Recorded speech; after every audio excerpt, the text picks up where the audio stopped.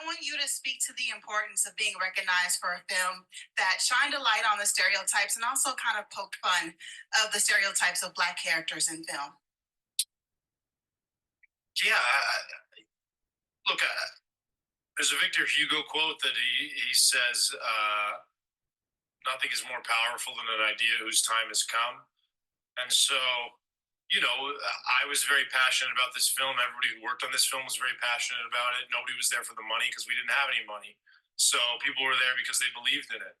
And so to be here now and to receive this kind of response is yeah, it feels incredibly surreal. I'm so grateful for it. I think everybody on the film is so grateful for it.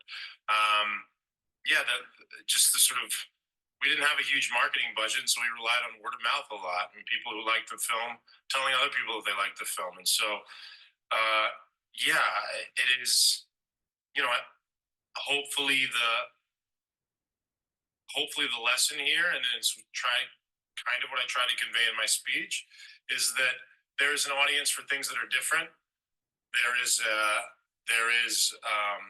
appetite for things that are different, and you know, a story with Black characters that's going to appeal to a lot of people doesn't need to take place on a plantation, doesn't need to take place in the projects, doesn't need to have drug dealers in it, doesn't need to have gang members in it. That there's an audience for different depictions of people's lives, and there is a market for depictions of Black life that are as broad and as deep as any other depictions of people's lives. Does that make sense? Thank you. Wow, he said a mouthful. What's up, YouTube? It's your girl Crystal. I'm back. And this time I'm not doing a review, I'm doing a little bit more commentary. That was Cord Jefferson, now an Oscar winning screenwriter. He won the Oscar for Best Adapted Screenplay at Sunday's Oscars for American Fiction, which is it's kind of my second favorite movie of 2023 because Holdovers was still my favorite. But it's like 1A, 1B. They're pretty much tied. Um, I want to come on here and just talk a little bit about his speech because I think Twitter/X is what we call it now, or they call it. I'll never call it X. But a lot of people have been doing some think pieces and just saying they're mixing up his words and things like that. So I just kind of want to come to defense of Cord. First of all, I'd like to say he never once downplayed the other stories. He never once said these films are bad. I would never watch those. They're bad for the community. Nothing. He just simply offered additional stories that Hollywood can greenlight, i.e., American Fiction, which has never been done. I have never seen a satirical comedy for Black people like that ever. And look, now they didn't believe in it. He had to go elsewhere to get funding. He cast who he wanted to cast. The great Jeffrey Wright, Erica Alexander, Sterling K. Brown, Tracy Ellis Ross, Issa Rae, all of these wonderful, wonderful people that you know, and then some of the co-stars that you might not have known or that are from Broadway and things like that. And guess what? Now is an Oscar-winning screenplay. So his whole thing, especially at the Oscars, was green light. Instead of taking all films a risk, right? So if you take a risk on $200 million, i.e. the Marvels or Madam Web, things like that, or another Spider-Man or Batman or Superman, you can take a risk on an American Fiction, which costs you really nothing. I think their budget was maybe $5 to $7 million, and it made over 20 now because word of mouth. You gave them no budget. I mean, no budget for marketing, but word of mouth got that story out there, and it being nominated for 5 Oscars as well, I'm sure helped. And now it's made its money back. It's made this, whoever he got it funded by has made their money back times 4. So there is a market for this. We are yearning for different stories. These are facts.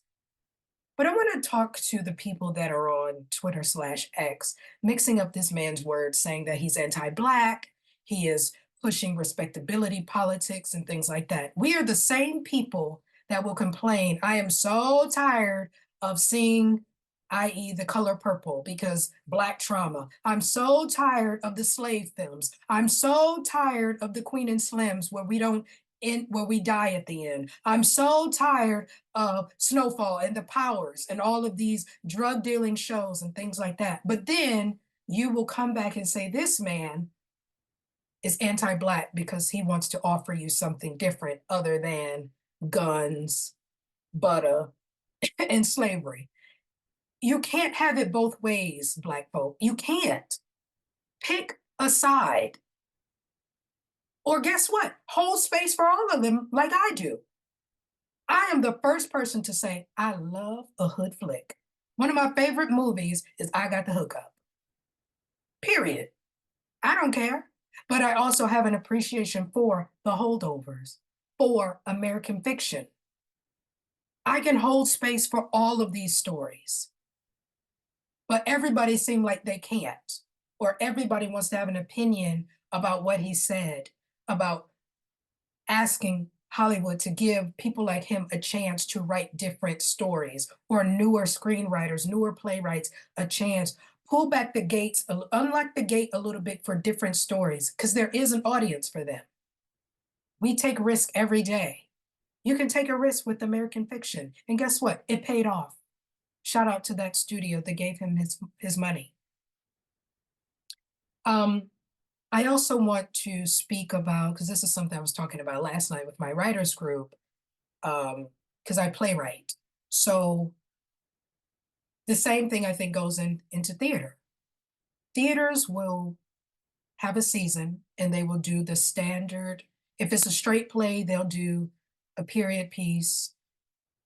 They'll do maybe a new story, a musical, and something else, right? In between. A comedy, a drama, something old that they know they'll get an audience for, and maybe a new playwright, or maybe not. It's so hard to be a young playwright these days to just break through the wall, break through the ceiling of the gates, because I don't know if they don't trust the audiences to grasp what a new playwright has to say, these new themes, because younger playwrights, we're not writing necessarily with the old playwrights. I feel like we are competing with dead writers. And I think Hollywood is doing the same thing. These young people that are coming up to write these wonderful stories and casting who they want to cast are competing with the old system where these old studio heads are 90, they're old, they're white, they're just old. They don't know how to use social media, they don't understand devices, they don't understand how to think differently. And instead of passing the keys to a newer person that can think outside the box, they just want to keep their gates filled in and say, well, this is what our audiences want. This is what we can get our money for, because I know our audiences love Tennessee Williams. Our audiences love August Wilson. They love Lorraine Hansberry, and we love all of them as well. But what about the Dominique Morissos from Detroit? She broke through with Pipeline, right? About a public school system. Wonderful story. I think that was the first play I read from her and the first play I saw of hers. But now she has over, I believe, 7 plays in cycling, because in theater cycles, because she broke through with Pipeline. And I know it took her a long time, but someone finally gave her a chance. And then it was like, yeah, there's an audience for this. Most of her stories are based in Detroit or the Midwest because, hey, that's where she's from, right? But the language is so needed. It's necessary. I can memorize her monologues much easier than I can an older playwright, because she writes current. She writes in our cadence. She writes, I think, with just, it's contemporary, it's fresh, it's new ideas, it's new themes, so you can retain it better. And this is no diss to anyone. I hold space for the August Wilsons, for Tennessee Williams, and everybody, of course. But let some newer people come through the gates and offer their perspective. And I guarantee the audience is there. The audience wants to think. The audience wants something fresh, something new. And that's what Cord is saying. This is proof. That gold statue that he is holding is proof that people wanted something new. So after all of this, he's written on Succession. He has an Emmy for Watchmen. I believe he wrote for The Root. And then he got so frustrated and I think walked away from maybe one of his writing jobs and wanted to do this adaptation of a book. And now we have American Fiction, this thing that will live on, that will be discussed, I think, far beyond our years because it pokes fun at Hollywood system. And it's brilliant. It's funny. It's thought-provoking. And it forces you to really look at yourself and say, wow, something new can be profitable. It can, guys. It can, I promise you. Take a chance. And guess what? If you don't make your money back, oh well. But we have tons of movies out there that did not make their money. The Marvels, $200 million budget. I believe it made 148. Madam Web might have met their budget by now, but it's getting awful reviews. The Color Purple, over $100 million invested. I think it made 60. Stop retuning the wheel and let something else in that is new, fresh, and your audiences want. And Black people, stop calling people like Cord Jefferson anti-Black. I think y'all are weaponizing that word. That man is not anti-Black. He is simply offering another solution. That's like me saying, I can have space for, the Help, but I can also have space for Girls Trip. The Help taught me something that I didn't know. I didn't know about these maid stories in Jackson, Mississippi, and, them taking care of white babies to put food on the table and not seeing their own children, right? And Viola Davis was nominated for the Oscar, and Octavia Spencer won for supporting actress. Beautiful film, wonderful. Taught me a lot. Period piece. The cast, phenomenal. But so was Girls Trip. I can hold space for 4 Black women that look like me, that are just going on a trip to Essence Fest to have fun for a weekend, not worry about their children, their husbands, their jobs. Just have fun in the moment with their friends. Sure, did they have conflict in their relationships? Of course they did. That makes a good story. No story is without conflict. But to see 4 Black women on a screen having fun for an hour and a half, that did something to me when that came out. It changed my perspective of, yes, we can have fun on screen, just like Bridesmaids, just like The Hangover. Black women do too have fun. We don't always have to be strong or fighting for something or picking cotton or being a maid to something. And I'm not disparaging those stories because those stories are needed too. But we also can hold space for Girls Trip, for the Insecures, where the 30-year-olds are trying to figure out life. We can hold space for Abbott Elementary, for teachers in this thing, but under the guise of comedy, we can discuss underfunding and things like that. But I can also go back to Set It Off, which is one of my favorite films as well. Has all types of trauma in it. But I know that's not our only story. But if Hollywood continues to greenlight those projects, that is what the world will see. Oh man, all Black women are good for is struggling, being the help to someone else, or dying in the streets for nothing. No, we can have fun. We can live out our 30s and date and go through life and try to figure this thing out together in friendships and still have conflict, but just be. That's the thing. Black people can just be. We don't always have to overcome something.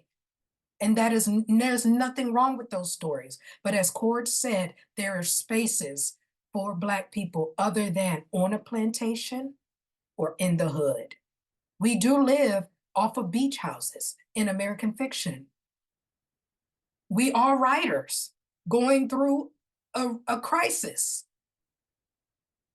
We do have loss in our family. We do have a brother who might be abusing drugs because he's going through a divorce. We deal with loss. If our sister just drops in front of us and we watch her have a heart attack in front of us while we just have a glass of wine, those are human stories, not Black stories, human stories. And that was American fiction.